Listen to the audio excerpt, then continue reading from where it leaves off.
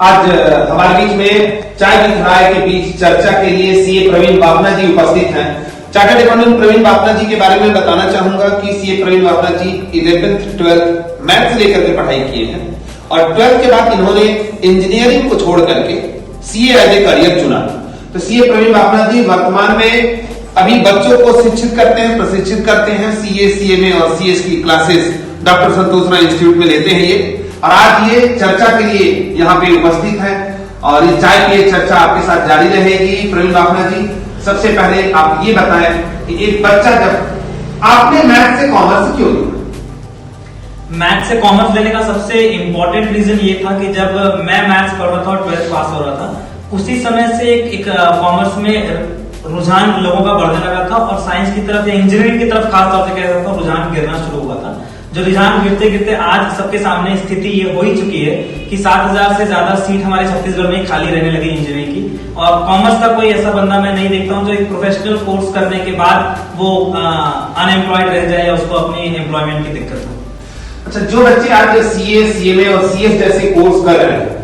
उन बच्चों को कैसे स्टडी करना चाहिए, क्या अप्रोच होना चाहिए, इसके बारे में आप बताएं तो शायद बच्चों को बेहतर जानकारी मिल पाएगी। जो भी बच्चे प्रोफेशनल कोर्सेज कर रहे हैं, खासतौर से कॉमर्स में सीए, सीएमए, सीएस, एक बात बहुत इंपॉर्टेंट है। हमने जो बचपन में स्टोरी सुनी है कि कछुआ और खरगोश वाली, वो स्टोरी लाइफ में फॉलो कीजिए। सबसे इंपॉर्टेंट कि slow but study wins the race. आपको रेगुलर बेसिस पे पढ़ाई करनी पड़ेगी। आप चाहेंगे कि आखिरी एक महीने में पूरा कोर्स कवर कर लूं या कुछ कर लूं, तो या क्रैश कोर्स जैसी कोई बात, तो ये संभव नहीं है। आप साल भर उसको थोड़ा थोड़ा करके पढ़े मगर पढ़ते रहे, ये इंपॉर्टेंट। ये जो सेशन है 2020-21 का जो सेशन है, उसमें नॉर्मली बच्चे आज नहीं पढ़ पा रहे हैं, घर से नहीं निकल पा रहे हैं और ऑफलाइन एजुकेशन नहीं चल रहा है, ऑनलाइन पूरी क्लासेस चल रही हैं। तो इस बारे में आपका क्या करना होगा? यूथ को आप क्या सजेशन देंगे और जो पढ़ने वाले बच्चे उनको क्या बताना चाहेंगे?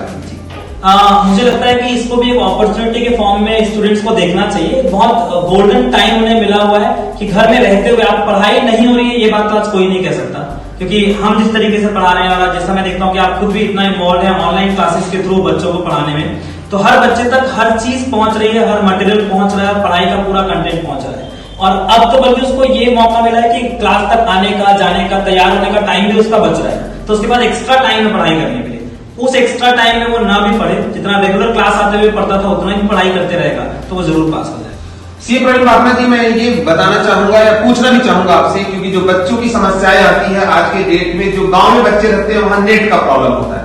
और ऐसी कई जगह होता है जो बच्चे पढ़ते रहते हैं उस बीच में नेटवर्क गायब हो जाता है। तो ये बच्चे कैसे उस कॉम्बिनेशन, क्योंकि आप लोग कहते हैं being a teacher, being a trainer, आप हरदम ये बात कहते हैं कि हमें हरदम पढ़ाई एक लय में करना चाहिए, इस बीच में तो लय टूट जाता है। तो आपको नहीं लगता कि ऑफलाइन ज्यादा बेहतर है एज कंपेयर टू ऑनलाइन?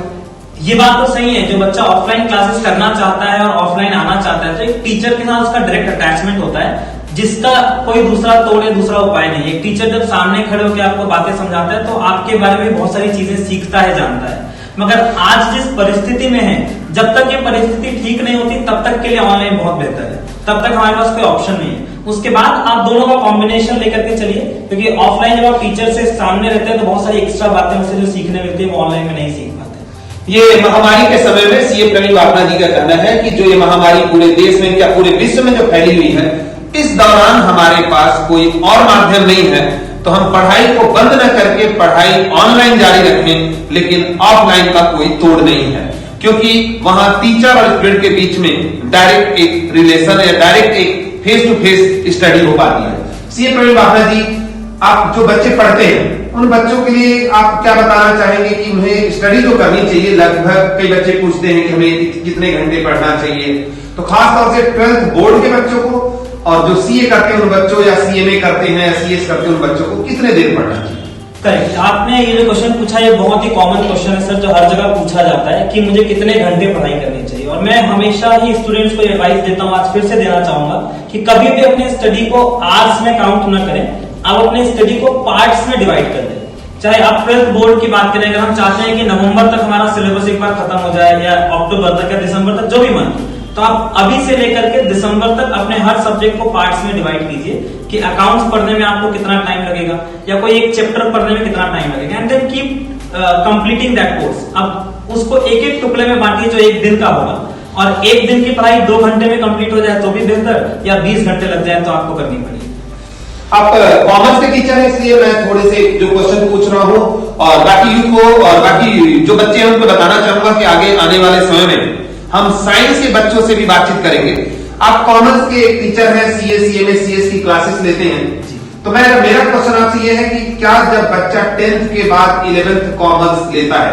आज के परिप्रेक्ष्य में जब न्यू एजुकेशन पॉलिसी आएगी तो फिर हम चर्चा करेंगे, तो 11th में जब कॉमर्स लेता है तो क्या 11th से सीए, सीएमए या सीएस जैसे कोर्स को करना चाहिए? जी, इसका जवाब पहले मैं निगेटिव से शुरू करूं कि बहुत सारे पेरेंट्स जो है वो इस मामले में थोड़े निगेटिव होते हैं कि अपने बच्चों को वो 11th से या 12th से क्लासेस ज्वाइन करने नहीं देते, जैसा हमने आमतौर पर देखा है। बट यही बच्चा जब इनके साथ पढ़ने वाला 10th पास होने वाला साइंस का बच्चा हो, चाहे वो बायो ले चाहे मैथ्स ले, इनफैक्ट आज तो 9th क्लास से वो अपनी आईआईटी, पीईटी और नीट की तैयारियां शुरू कर देते हैं। तो ऐसे में कॉमर्स का बच्चा इनसे किसी भी तरह पीछे क्यों, वो भी जब वो सीए, सीएमए जैसे प्रोफेशनल कोर्सेज कर रहा है, तो 100% उसको 11th क्लास से कम 11th क्लास में तैयारी शुरू कर ही देनी चाहिए, क्योंकि अभी 9th 10th में बच्चा कॉमर्स से रूबरू नहीं हुआ होता, शायद नए सिलेबस में वो हो जाए या नए एजुकेशन पॉलिसी में हो जाए, तो शायद मेरा जवाब होगा कि 9th से ही शुरू कर देना चाहिए। चाय पे चर्चा के दौरान ऐसे लोगों से जो पेरेंटिंग एक्सपर्ट हैं उनसे भी हमारी मुलाकात होगी, लेकिन सीए प्रवीण बाफना जी, मैं ये भी पूछना चाहूंगा कि आप जो बच्चे हैं उनको ये बात बताएं कि जो भी बच्चे हैं उनके पेरेंट्स को अगर वो कहते हैं कि वो 11th से सीए या सीएमए या सीएस करना चाह रहे हैं, वहां पेरेंट्स अगर मना कर देते हैं कि नहीं अभी नया सब्जेक्ट लिए और 12th के बाद करो,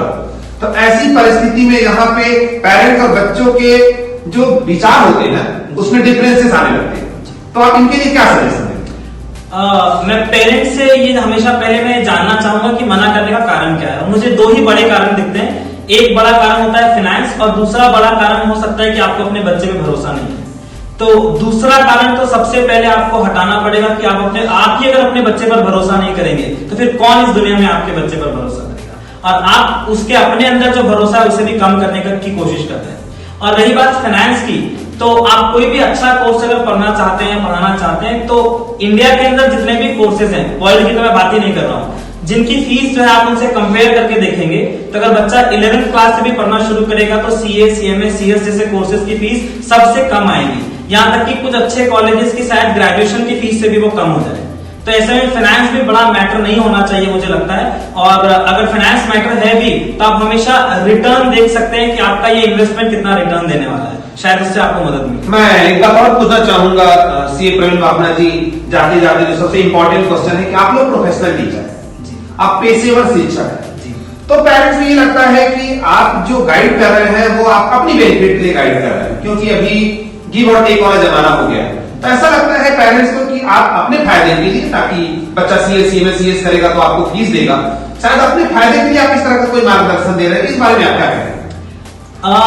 ये बात ऐसा, आप बहुत से पेशेवर शिक्षकों के लिए ये बात सच है कि ऐसा उन्हें लगता है पेरेंट्स को कि अपने फायदे के लिए गाइडलाइन दे रहा है, पर मेरा ये कहना है कि चलिए मैं अपने फायदे के लिए सही, अगर मैं बच्चे को सही गाइडलाइन दे रहा हूं तो ये गाइडलाइन एक पेशेवर इंसान के अलावा और कौन दे सकता है? क्या एक बीकॉम पास इंसान या एक 12th पास इंसान उसके एजुकेशन के लिए उसे गाइडलाइन देने के लिए सही इंसान है? और आप जो भी काम करते हैं हर इंसान अपने फायदे के लिए काम कर रहा है, और अगर मैं फुल टाइम बच्चों को गाइडलाइन देने का काम कर रहा हूं तो ये मेरे पालन के लिए मेरा काम है, मेरा पेशा है, और इसमें अगर मैं ईमानदारी से काम कर रहा हूं तो इससे अच्छा और कोई काम नहीं। प्रवीण बाफना जी ने बड़ा खूबसूरत अंदाज में आपको बताया कि प्रोफेशनल होने के साथ अगर वो आपके बच्चों को सही मार्गदर्शन दे रहे हैं तो इससे बेहतर कुछ हो नहीं सकता, कि अगर कोई एक नॉमिनल फीस के बाद अगर आपके बच्चे को कोई प्रोफेशनल टीचर प्रॉपर गाइड कर रहा है, बेहतर गाइड कर रहा है, तो बहुत ही वो बेहतर बात है, और आपके बच्चे के लिए, अच्छे भविष्य के लिए भी बहुत ही इंपॉर्टेंट है। बड़े ही बेबाकी से, बड़े ही